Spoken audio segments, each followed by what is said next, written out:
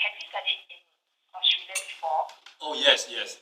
Actually, me and my brother, both of us came here in the early 90s. The first part of the 90s, we were here, and I studied in a place called Wagga Wagga and Bathurst, which is which is a small town.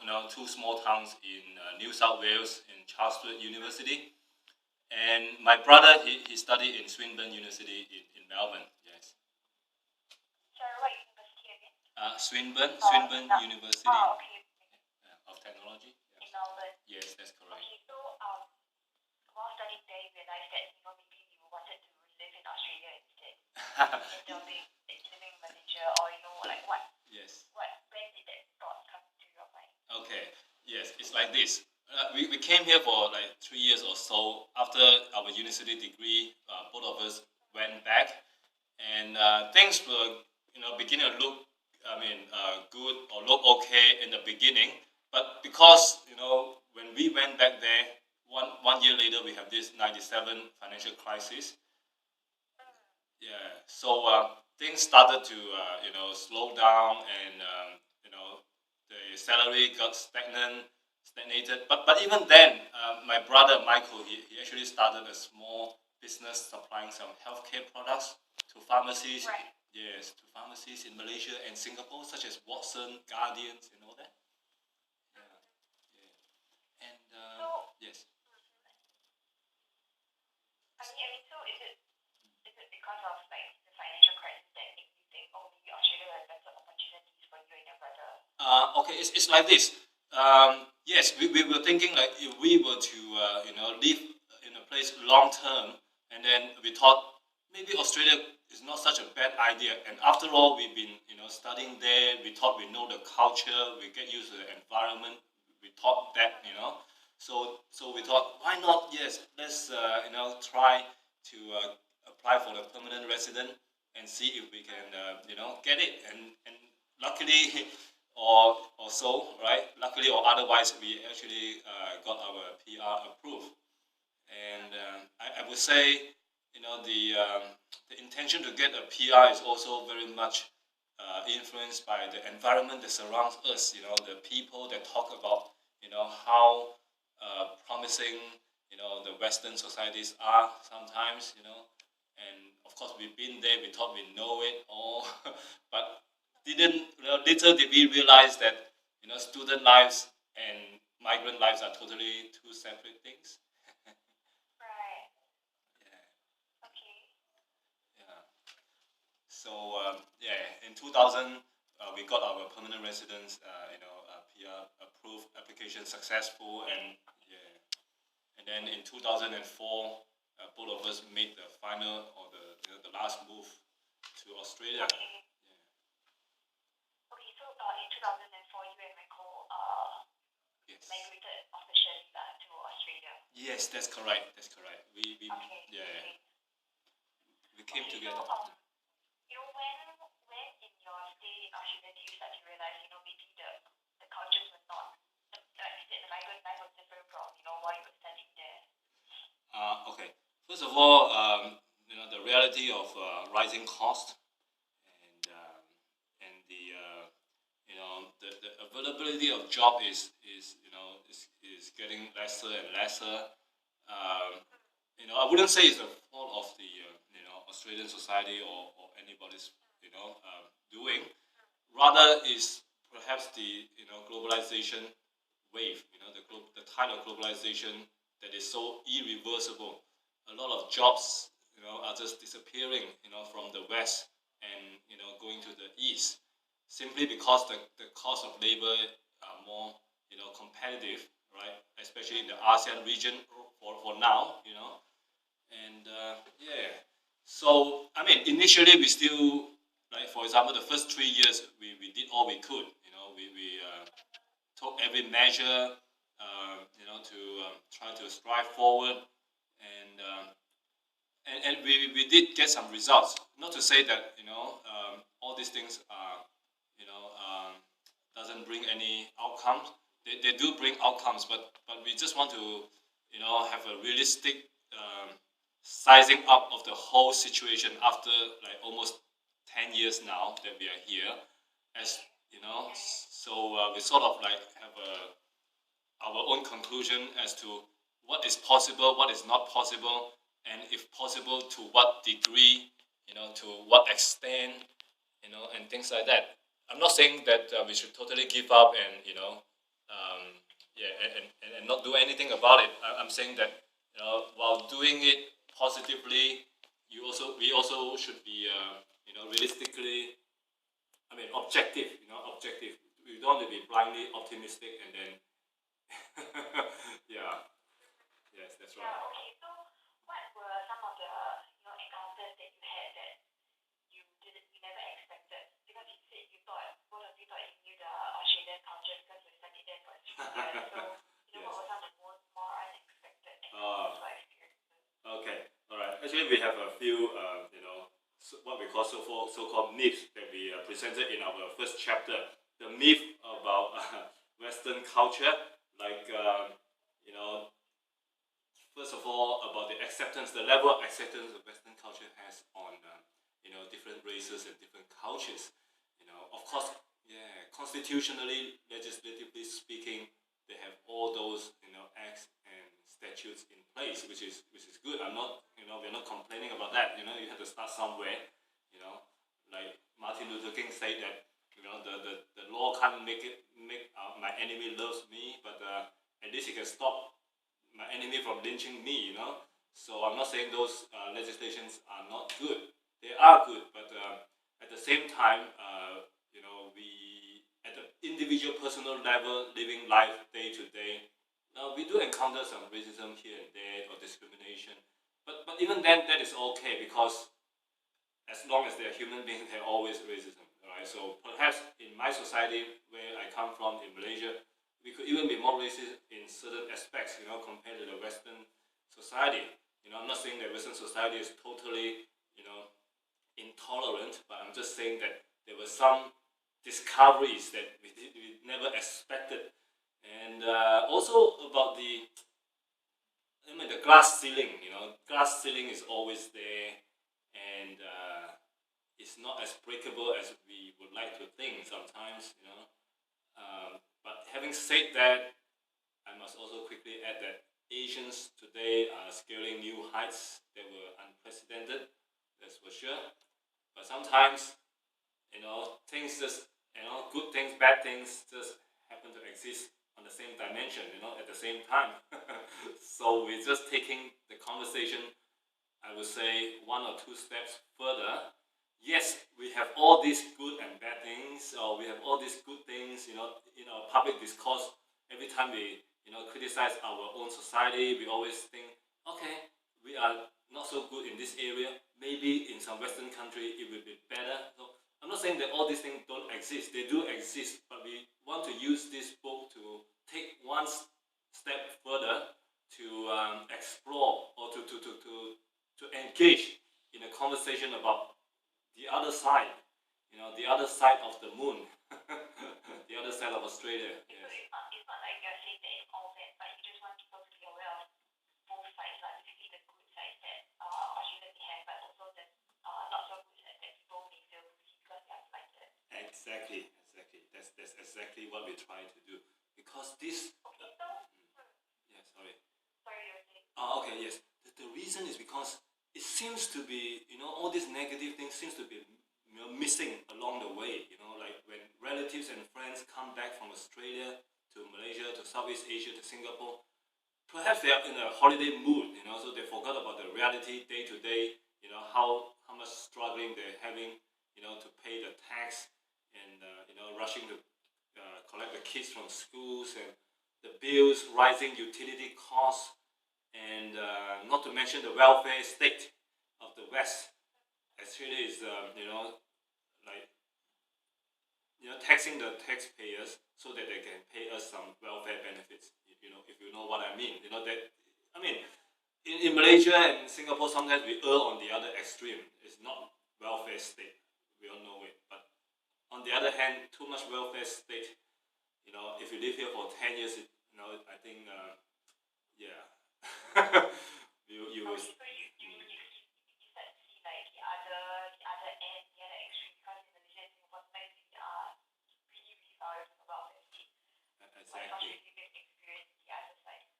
Exactly, exactly. Over here, we have people on dole. Right? Every fortnight, they will collect money, and because they're jobless or because they didn't want to look for a job.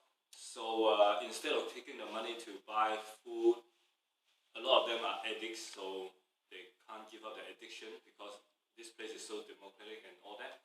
So they have to rely on drugs and alcohol with all the taxpayers' money.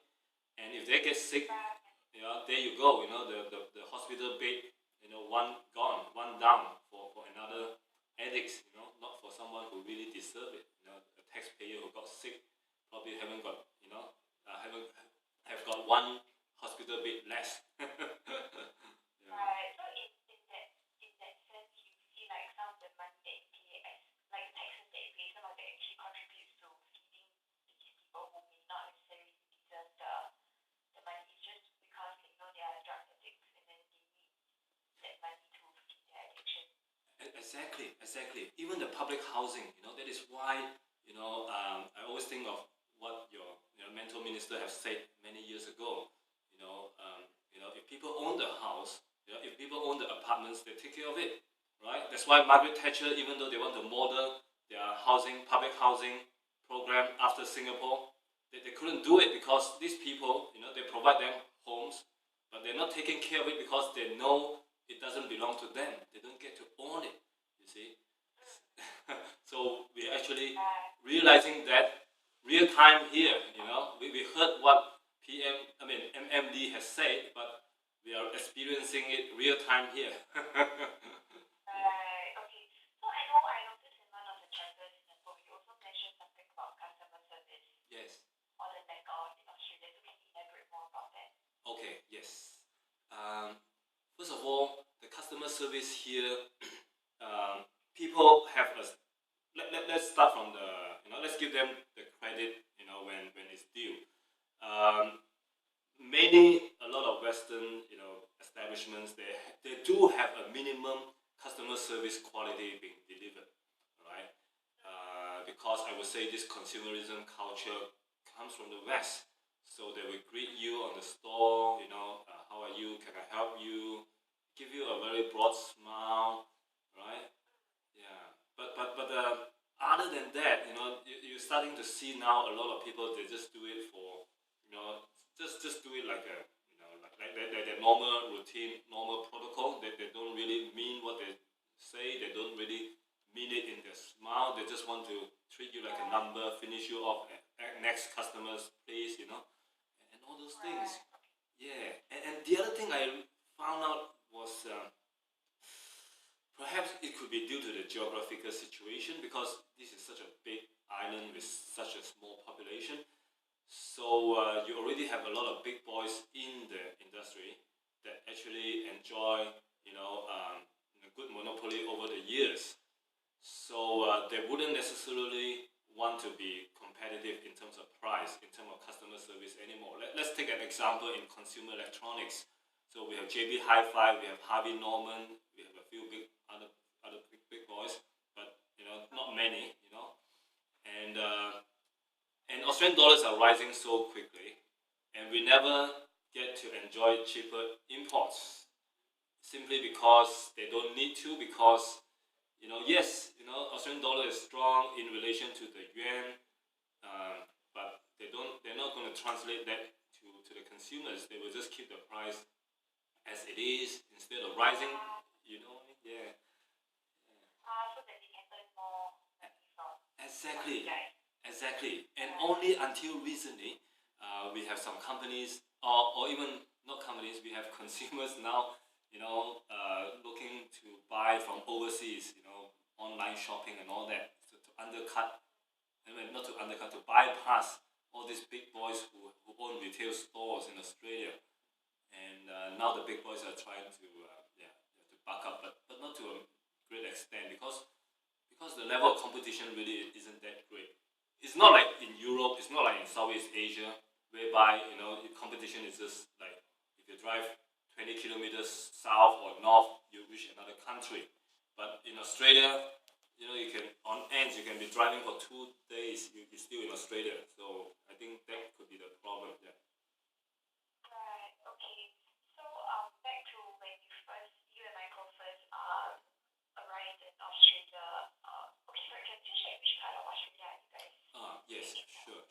are all living in Melbourne at the moment. Melbourne. Yes. Okay, so when you two first arrived in Melbourne, were you all mentally prepared for any kind of culture shock, or was it weird to settle down at first in a different country? I mean, after all, you lived in Malaysia for so long, right? Yes. Yes. Suddenly now you're making Australia, Melbourne your home.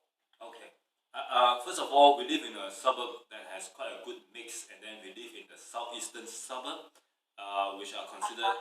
Yeah, that's right. Perhaps you yourself might also know as well. Like in the southeast or the eastern suburbs, they're reasonably quite decent here in Melbourne. So we're quite lucky in that sense. We haven't met much, prejudice. In fact, we have a lot of Southeast Asians living here. Right, okay. So was that why you picked this suburb to live in also, because there are many other Southeast Asians who also decided to settle down in that suburb? Oh yes, definitely. The place we live is Rowville and Glenbeverley. It has a lot of Malaysians, Singaporeans, Southeast Asians. Even now, we have a lot of Chinese and Indians as well. But if you were to basically these are the white collar cohorts. Professionals and families that they live here. They like to live here. Yes. Right, okay. So is there a rough timeline or number of years before you started discovering all these little things that you have in your book? Like the day-to-day racism that you encounter, or you suddenly realize that their customer service is really just Okay. All right. Let us look at it this way. I'm in my early 40s, and when I came here, of course, I was in my early 30s. So we had I would say, a normal career. Like my brother, he was an entrepreneur in Malaysia. I helped him for a few years, but I was in marketing, in export. So at the executive level, I would say, I do have some aspirations. And when I arrived here, I couldn't get export-related jobs because simply I realized that a lot of Australian companies, they would still rather employ Australians. I mean, native white Australians, not native Aborigines, Anglo-based, and because when you are in export, you are dealing with purchasers from all around the world who are supposed to be able to speak English. So I don't necessarily have that advantage, you see. Even though, yes, I do speak some, Asian languages. I speak Malay, Indonesian, Hokkien, Chinese, Mandarin. Yeah.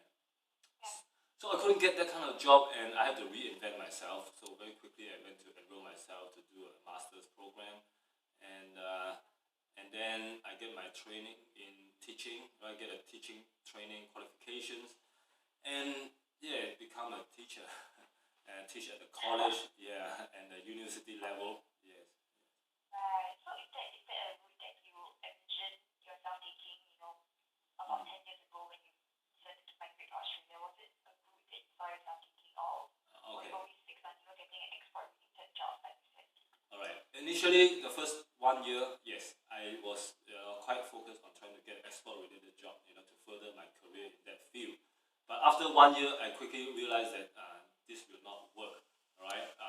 I mean, it might work, but I thought maybe it's time for me to consider a career change also, because I find myself quite interested in dealing with students. I used to teach language in Malaysia, just for evening job, part time. Yeah. So I thought, maybe I should consider doing that. And also I always had a desire to do some a master's program, but just too busy in Malaysia. And you know what I mean. One of the drawbacks in Malaysia and Singapore is things are happening so fast. We really don't have much time for anything else except for career. I agree. Yeah. So is that one of the advantages of living in Melbourne? The pace of life is so much slower. People are not rushing around always, and the hustle and bustle. Yes, I do agree with this point. You see, at the very, say for example, for someone who is single, in their 30s, who is not so financially tight, over here physically it's quite comfortable because you got the good weather and you got 4 seasons, in a year, and you got the snow. It's good for lifestyle, abseiling, rock climbing, yeah, surfing, camping, caravan. But if you're not really into, if you're not really into that outdoor kind of activities, and you want to like build a career and always like the Asian aspiration, you'll find that things sometimes getting really restrictive over here. For the beginning, let's look at the tax rate. The tax rate is, it's ridiculous. Like if you earn more than, 180,000 and all that. I mean, I'm not saying, basically the tax rate is quite high. And then not only the tax rate, the compliance, issues, you have the law, the regulation, the legislative. Of course, these laws are, are meant for good intention. But then sometimes, like we have here over here, people looking for a compliance officer, and then they're paying them $60,000 a year in a corporation just to handle compliance issues, right? You know what I mean, yeah? And yeah, and then the cost of labor and all that. So it's like very, very hard to start off a business here as an entrepreneur. Yes. Yes. Just to give you a quick example, we were taught that 300,000 Australian dollars would set us up with a small restaurant, but to be, I mean, later on we realized that to start a restaurant with 50 seats in a place in a certain suburb, you actually have to pay like $200,000, not for renovation, not for rental, $200,000 just to get a parking levy, just to pay for the parking levy, because the council says, yeah, the council is saying that you're going to use up X amount of car parks. So with that X amount of car parks that your patrons are using, we're going to charge you $200,000 for that. Okay, so before that, you were told that 300,000 Australian dollars, right?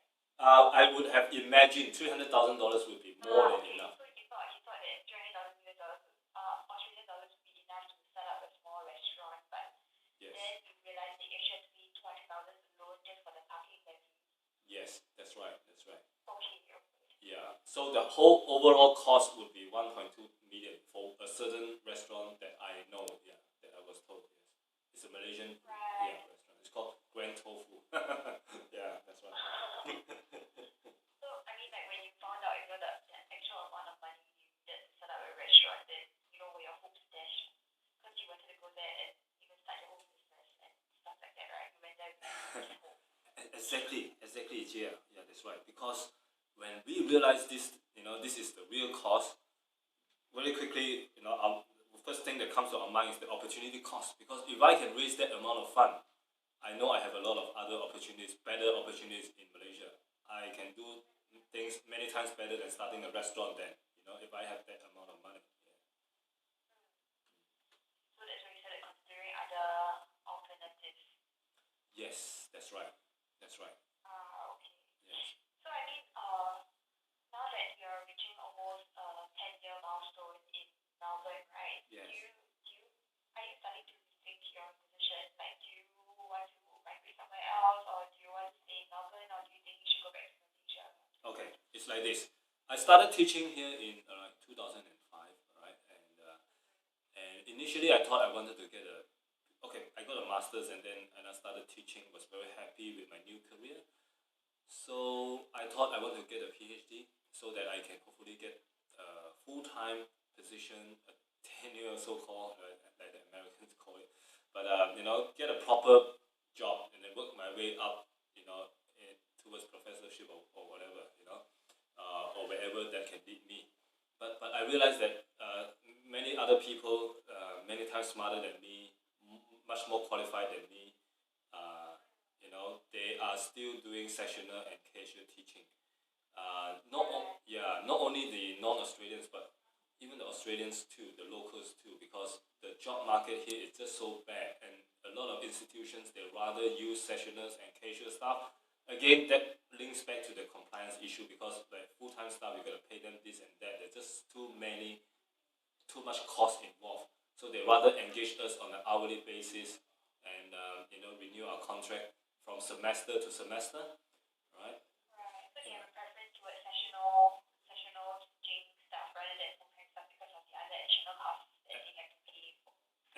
Exactly. And this whole thing is happening around the world. I mean, the Western world. I have people, my colleagues who came from America because it's hard to get job there over there now. So this accountant coming from America, he used to teach sessionally in MIT, and Okay. yeah, only then it dawns on to me that this whole thing is happening around the world. Around all. Yes, yes. So yeah, so basically, yeah. I mean, in answering your question, so what is the future for us now? We are thinking of yes, making use of both worlds. Southeast Asia and Australia. We want to go back to Malaysia to explore some opportunities in corporate training or in um, some industries that is possible that they can make use of our experiences and yeah and to benefit both sides, to benefit both sides, because over here when I talk to my local students, I always tell my local Australian students that yes, Asia is booming, but it doesn't mean that only Asians are going to benefit from it. Whoever goes there benefits from it, just simple as that. Americans are going there in droves now, so really no point for Australians to head up to New York when the whole world now is watching ASEAN and all that. Even China today is not as promising as ASEAN because, as yeah, we all have the benefit of the Western legal system, I mean common law systems, and so much more, that China is still struggling to build. Yes. So so for you the near future lies in like using your experience stocked up in Australia and see how industries in Malaysia can tap on the experiences that you have. Yes, exactly. As long as we can be of some use to the people, because over here a lot of people, they too, not us, a lot of people much more qualified than us, they're not utilizing their potential fully because nobody is employing them for that kind of positions. You walk into a mobile phone dealership, you talk to a Hong Kong middle-aged man, and you realize this man used to teach physics, right, in Hong Kong, in university, was a professor. Just because his English is not up to the required standard, or he doesn't speak the Australian accented English, I don't know, but whatever reason, he end up working in the mobile phone shop, right? Right. Yeah. Okay, so I mean when you go back to Malaysia, like when is there a deadline that you have given yourself, by this year I might have to be back in Malaysia to explore further opportunities, or have you really have a plan in mind? Yes, we do have a plan in mind. I mean, life is short, and we are now in 40s. In no time we will be getting into our 50s. So we're planning to relocate ourselves in 2 years' time, Singapore and Malaysia, right? And of course, one good thing that that we can derive out of Australia is with all this, I mean, all this so-called economically unproductive time, because we don't have a lot of jobs right now. Even now, the teachers get less hours because student numbers are low. Aussie dollar is so high. So we do a lot of reading. We try to figure out the economy. We try to find opportunities. Improve ourselves intellectually. And we come across a person. All right, his name is Jim Rogers, who happens to be a co-founder with George Soros, who co-founded Quantum Fund back in the 70s. So this man said something that I'd like to repeat for our Singaporean friends. And he said, if you were smart in 1807, you would have moved to London, right? If you were smart in 1907, you would have moved to New York City. But if you are smart in 2007, right, you should be in Asia. And true enough, when he said that, right, 2 years later in 2007, right, he moved his entire family to Singapore, right? He wanted his daughters to learn Mandarin. Initially, he was considering Shanghai, but as you know, the pollution there is so terrible. So he has. Oh, I think he was featured on the papers as well. I think I remember reading about this. He considered Shanghai, but he said Singapore is the best place for his daughter. Yes, that's right. Yeah, we read a lot of his books as well, and I think he made a lot of sense. He is such an objective person as an investor. you go to where the growths are. So that's why everybody is flocking to England, many, many, many years ago, and then New York. But of course, people still going to New York today, but they're chasing after yesterday's news, where the smarter ones will be in Asia already. That's why he's in Singapore. And his two daughters are speaking perfect Mandarin at the moment, as you would have known. Okay. Yeah. Okay, so do you regret going to Australia even 10 years ago? Like, or do you think that time well spent there, you've chalked up enough experience? Like, if you never tried, you wouldn't know. Yes. In fact, what you have said it so succinctly. They're both sides. On the one hand, I can say I wasted my experience. My time and opportunity cost. In Australia. But then again, human beings need growth, right? Not only economically. We might have made a bit more money if we had stayed back, but we wouldn't know that much about the economy that we now do. Not to say that we know a lot now, but definitely during that time, we literally knew nothing about economic cycle, the global, world events, how things unfold, and connecting the dots. But we are now just scratching the surface, and we realize that there's so much more to learn. And had we stayed back in Malaysia or Singapore, we probably don't have enough time to do all those readings, to be honest. Yeah. Right, okay. So I would rather, yeah. Yeah. So at least you got to read up a bit, like a luxury that you couldn't afford if you were to stay in Malaysia and Singapore all the time, basically. Exactly. That's right. Thanks for putting it in such a smart way. Yeah. Right, okay. So when you come back, would you miss the kind of time that you could, the slower pace of life back in Melbourne? Because it's quite a drastic difference, right? Yes. That's right. You see, the thing is this. Do you remember the kind of rush hour and Oh yes. I definitely can remember. I was born and raised there, and can never forget that.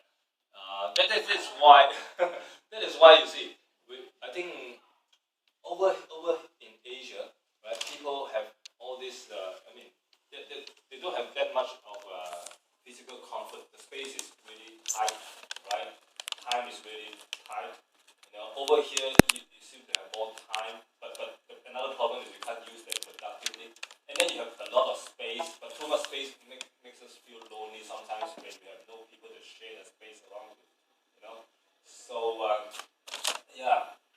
I would say this. The main thing now we realize is that the main issue that we should tackle in life cannot be solved by migration, because we are just escaping one problem to another, to get other problems, right? So the main thing that we all should pay attention to, we also mentioned that in our book, is to strive to be financially free. Right? Striving to be financially free, I think, is the single most important goal for all of us. What do I mean by that? Not even education comes close to it. Education comes in because education can bring us closer to financial freedom. Right? So people like Adam Khoo, right, and a lot other people, right? Adam Khoo in Singapore, Yap Ming Hui in Malaysia, KC Lau, right? Money tips and all that. JHD. So these people are actually, telling us, right, that we should be financially free and don't just, think like an employee mindset, like Robert Kiyosaki and people like Jim Rogers. Because life is too short, we want to get the best out of it and then, make our own future. And Asia allow us to do that because Asia has more entrepreneurial opportunities. Even if you are not into entrepreneurial opportunities, there are also more jobs available because the middle class job is going away, right? It's going away in big numbers. Just yesterday, Telstra, our telecommunication company, announced his plan to shed 1,100 staff. 1 month ago it was IBM, 2 months ago it was Ford, 3 months ago it was ANZ, and I don't even write this down on the list because we see this almost every month, the big one, and then small one here and there. If you walk down the main street and the high street, you see fashion boutiques, restaurant, cafes, they all close closing down, right? Empty shops all over for months. Yes, that's right. So I think Asia provides us that opportunity to strive to get our financial freedom, and from then on, if you are financially free, you don't have to be. I mean, we don't have to be stuck in a traffic jam or on a train at 7:30, right? We can be driving at our own pace at 10:30 because we don't have to come out so early, and we'll be home by 4, and miss all the avoid all the rush hours.